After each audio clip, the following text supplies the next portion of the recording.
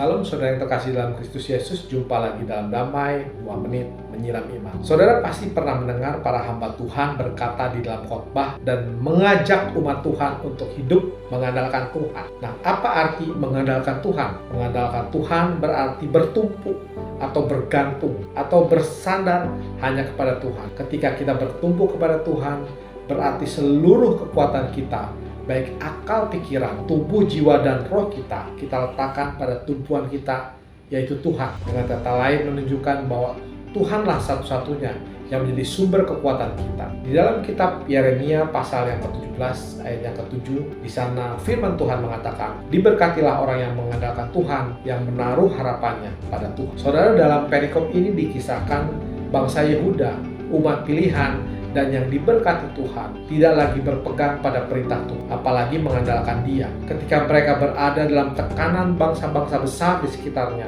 Yehuda tidak lagi percaya dan tidak lagi mengandalkan Tuhan. Mereka berbalik menyembah berhala-berhala agar mereka dilindungi oleh bangsa yang berhalanya mereka ikut sembah. Bangsa Yehuda berbuat demikian berarti lebih mengandalkan kekuatan dan pertimbangan diri sendiri. Hal inilah yang membuat hati Tuhan menjadi terluka. Sikap ini yang pada akhirnya mendatangkan kutuk, yakni penghukuman dari Tuhan. Dan sebagai konsekuensinya, harta mereka yang pada akhirnya dirampas. Mereka akan diangkut dari tanah mereka, dibawa ke pembuangan, dan menjadi budak di tanah musuh. Saudara yang terkasih, penderitaan dan kesulitan yang dialami oleh bangsa Yehuda mengajarkan kita tentang kesia-siaan mengandalkan kekuatan manusia dan diri sendiri. Seharusnya bangsa Yehuda dapat mengalami berkat Tuhan. Hanya saja mereka tidak berbalik dalam penyembahan berhala dan tetap mengandalkan Tuhan. Maka berkat yang akan mereka terima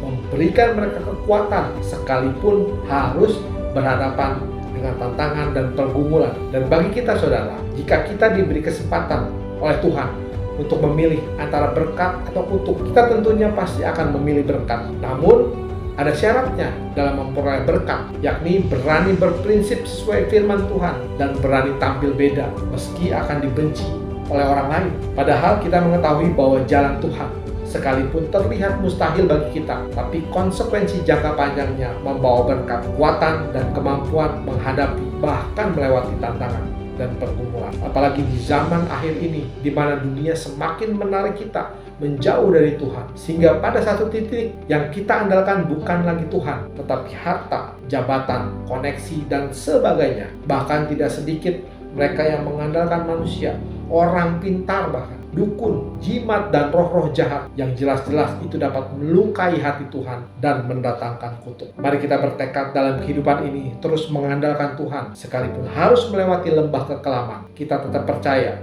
bahwa Tuhan akan memberikan kita jalan keluar bagi saudara dan saya. Terus hidup dalam karunia Tuhan. Tuhan Yesus memberkati. Shalom.